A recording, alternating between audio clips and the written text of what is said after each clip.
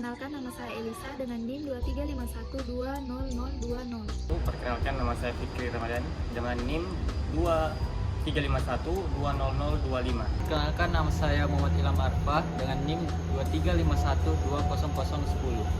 Perkenalkan, nama saya Nurniati, NIM 235120217. Saya akan menjelaskan pengertian uji multikolinearitas. Jadi, uji multikolinearitas adalah kondisi terdapatnya hubungan linear atau korelasi yang tinggi antara masing-masing variabel independen dalam model regresi. Istilah multikolinearitas atau kolinearitas ganda pertama kali ditemukan oleh Ragnar Frisch, yang berarti adanya hubungan linear yang sempurna atau pasti di antara beberapa atau semua variabel penjelas atau bebas dari model regresi ganda. Di sini saya akan menjelaskan sedikit tujuan daripada uji multikolinearitas. Nah, uji multikolinearitas ini dilakukan dengan tujuan untuk mengetahui apakah pada suatu model regresi ditemukan adanya korelasi antar variabel independen atau variabel bebas. Hal tersebut berarti standar error besar. Akibatnya ketika kita menguji koefisien T hitung akan bernilai kecil dari T tabel. Hal ini menunjukkan tidak adanya hubungan linear antara variabel independen atau variabel bebas yang dipengaruhi dengan variabel dependen dan variabel terikat. Terus multikolinearitas bertujuan untuk mengetahui, untuk menguji dan mengetahui apakah dalam suatu model regresi ditemukan adanya korelasi yang tinggi atau sempurna antar variabel bebas. Pengujian ini dapat kita ketahui dengan melihat nilai toleransi dan nilai VIF atau variance inflation factor. Pengujian dilakukan dengan melihat nilai VIF atau variance inflation factor apabila nilai center VIF variance inflation factor.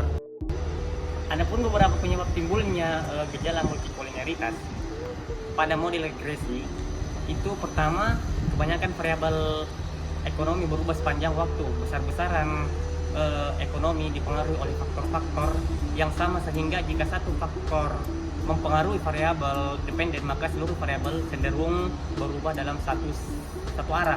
Terus adanya penggunaan nilai lag value dari variabel-variabel bebas tertentu dalam model regresi. Terus adanya kesalahan spesifikasi model atau specification model. Hal ini dapat terjadi ketika kita atau peneliti memasukkan variabel penjelas yang seharusnya dikeluarkan dari model empiris, atau dapat juga terjadi karena peneliti mengeluarkan variabel-variabel penjelas yang seharusnya dimasukkan dalam model empiris. Terakhir, itu adanya model yang berlebihan. Hal ini terjadi ketika model empiris, jumlah variabel penjelas yang digunakan ini melebihi jumlah data atau observasi. Adapun syarat uji multikolinearitas itu dengan melihat koefisien korelasi antar variabel bebas. Jika koefisien korelasi antar variabel bebas itu sama dengan 0,7 maka terjadi multikolinear. Jika nilai toleransi lebih besar dari 0,10 maka artinya tidak terjadi multikolinearitas terhadap data yang diuji. Jika sebaliknya, jika nilai toleransi lebih kecil dari 0,10 maka artinya terjadi multikolinearitas terhadap data yang diuji. Terus dengan melihat nilai VIF atau varian inflating factor, jika nilai VIF lebih kecil dari 10 maka terjadi multikolinearitas. Sebaliknya, jika nilai VIF lebih besar dari 10 maka artinya terjadi multikolinearitas terhadap nilai data yang diuji. Terus ada hipotesis H0 itu tidak terdapat adanya hubungan, HA itu adanya hubungan.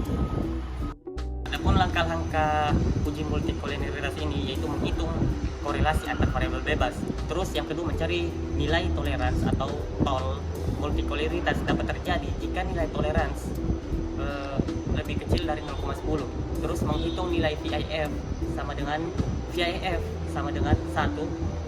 atau TOL atau dibagi mencari nilai toleransi tol multikolonialitas dapat terjadi jika nilai toleransi lebih kecil dari 0,10. Terus menghitung nilai VIF. VIF sama dengan 1 dibagi tol. Terus yang multikolonialitas dapat terjadi apabila nilai VIF lebih besar dari 10. Terus hipotesis H0 tidak terdapat kolinearitas. Terus H1 terdapat kolinearitas. Baik, di sini saya akan menjelaskan contoh kasus pada uji multikolonialitas secara umum. Baik, di sini saya sudah menuliskan data pada contoh kasus uji multikolonialitas. Di sini ada 2 variabel. Baik, di sini saya juga sudah menuliskan rumusnya itu R sama dengan N sigma X1 kali 2 dikurang dari sigma X1 dikali sigma X2 dibagi akar N dikali sigma X kuadrat dikurang sigma X1 dikuadratkan dikali sigma X sigma dikali N dikali sigma X2 kuadrat dikurang sigma X dibagi 2. Baik, di sini saya akan menuliskan N-nya itu di sini kita dapat 5 dikali dengan sigma X1 nya itu ada 58 dikurang sigma X1 itu 18 dikali sigma X2 nya itu 16 dibagi akar N nya itu 5. Di sini sigma X1 dikuadratkan itu dikali sigma X1 dikuadratkan itu 66. Baru dikurang itu sigma X1 dikuadratkan di situ 18 dikali 18 itu hasilnya 324. Dikali N-nya itu 5 dikali sigma X2 kuadrat itu 52 dikurang sigma X2 dikuadratkan itu 16 dikali 16 hasilnya 256. Selanjutnya kita akan sederhanakan saja langsung. 5 dikali 58 itu 290 dikurang 18 kali 6 288 dibagi dengan akar 5 dikali 66 itu hasilnya 330 dikurang 324 dikali 5 kali 52 260 dikurang 256. Hasilnya itu 2 dibagi akar 6 dikali 4. Hasilnya itu 0,408248. Ini hasil dari R-nya. Selanjutnya kita mencari R kuadrat. R kuadratnya itu dari 0,408248 dikuadratkan. Hasilnya itu 0,1666. Selanjutnya kita itu mencari nilai toleran. Rumusnya itu tol sama dengan 1 dikurang R kuadrat. 1 dikurang R kuadratnya ini sudah kita dapatkan di sini, hasilnya 0,1666. Jadi hasil tolnya itu kita dapatkan 0,8334. Selanjutnya itu kita mencari nilai VIF. Rumusnya itu VIF sama dengan 1 dibagi nilai tol. VIF sama dengan 1 dibagi 0,8334. Jadi nilai VIF-nya itu 0,1999. Setelah kita dapatkan hasil R-nya, tol, dan VIF, kita masuk ke hipotesis. Hipotesisnya itu H0-nya itu tidak terdapat multikolonialitas dan H-nya itu terdapat multikolonialitas pada contoh kasus ini. Selanjutnya kita akan mencari kesimpulannya. Di situ yang kita dapat di sini R kuadratnya itu 0,166, nilai tolnya itu 0,8334 dan VIF-nya 0,199. Jadi kesimpulan yang kita dapat itu karena nilai R kuadratnya lebih besar dari 0,8 dan nilai tolnya lebih besar dari 0,10 dan nilai VIF-nya lebih kecil dari 10, maka kesimpulannya itu tidak terjadi multikolonialitas antara variabel X1 dan X2 pada contoh kasus di kelompok kami ini. Sekian dari itu, terima kasih. Selanjutnya, langkah-langkah uji multikolonialitas menggunakan SPSS. Pertama, buka lembar kerja SPSS, lalu klik variabel view. Selanjutnya pada kolom name untuk baris pertama tulis X1, baris kedua X2, dan baris ketiga Y. Lalu pada kolom label baris pertama tulis pengetahuan, baris kedua sosialisasi, dan baris ketiga minat menabung. Langkah berikutnya, klik data view, selanjutnya masukkan data penelitian dengan ketentuan X1 untuk data pengetahuan dan X2 untuk sosialisasi dan Y untuk minat menabung. Jika sudah yakin diinput dengan benar, langkah selanjutnya kita klik menu Analyze. Kemudian klik Regression, lalu klik Linear. Klik Statistik, klik Collinearity Diagnostic, klik Durbin-Watson, lalu klik Continue. Klik OK, tunggu beberapa saat akan muncul output yang dihasilkan dan dilihat pada bagian tolerance dan VIF. Uji heteroskedastisitas adalah uji yang menilai apakah ada ketidaksamaan varian dari residual untuk semua pengamatan pada model regresi linear. Uji ini merupakan salah satu dari uji asumsi klasik yang harus dilakukan pada regresi linear. Apabila asumsi heteroskedastisitas tidak terpenuhi, maka model regresi dinyatakan tidak valid sebagai alat peramalan. Heteroskedastisitas adalah kebalikan dari homoskedastisitas, yaitu keadaan di mana terjadinya ketidaksamaan varian dari error untuk semua pengamatan setiap variabel bebas pada model regresi. Sebaliknya, pengertian homoskedastisitas adalah keadaan di mana adanya kesamaan varian dari error untuk semua pengamatan setiap variabel bebas pada model regresi. Baik, tujuan dari uji heterokedastisitas adalah untuk memastikan bahwa model regresi yang digunakan memenuhi dasar dalam analisis regresi, yaitu homokedastisitas atau variance residual constant. Yang pertama itu memastikan validitas estimasi dengan mendeteksi apakah terdapat variance residual yang tidak konstan atau heterokedastisitas.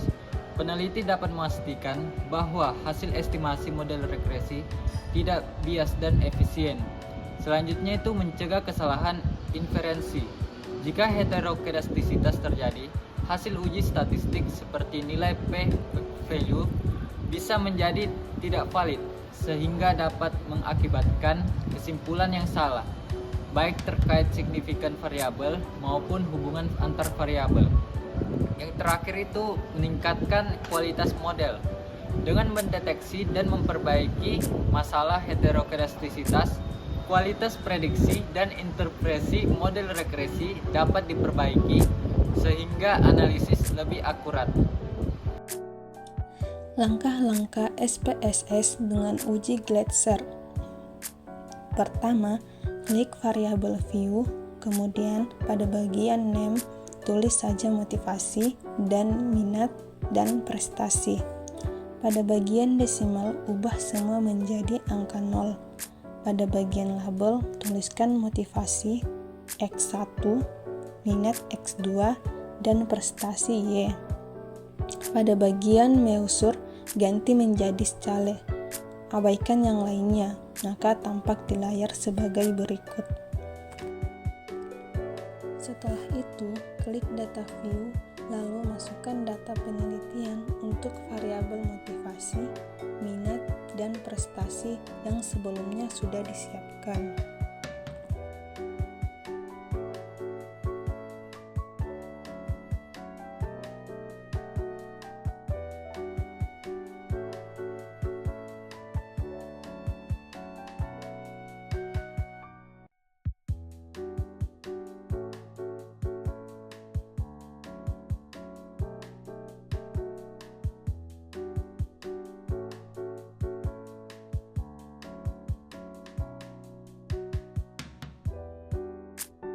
Langkah selanjutnya, kita akan membuat persamaan regresi untuk variabel penelitian dan memunculkan variabel baru adalah variabel unstandardized residual atau res 1. Caranya, dari menu SPSS pilih Analyze, lalu klik Regression, kemudian klik Linear. Ada muncul kotak dialog dengan nama Linear Regression. Selanjutnya, masukkan variabel prestasi Y ke kolom dependen, lalu masukkan variabel motivasi X1 dan minat X2 ke kolom independen. Setelah itu, klik Save. Muncul dialog dengan nama Linear Regression. Save. Selanjutnya, pada bagian residual, berikan tanda centang V pada unstandard DZ, abaikan pilihan lain, lalu klik Continue.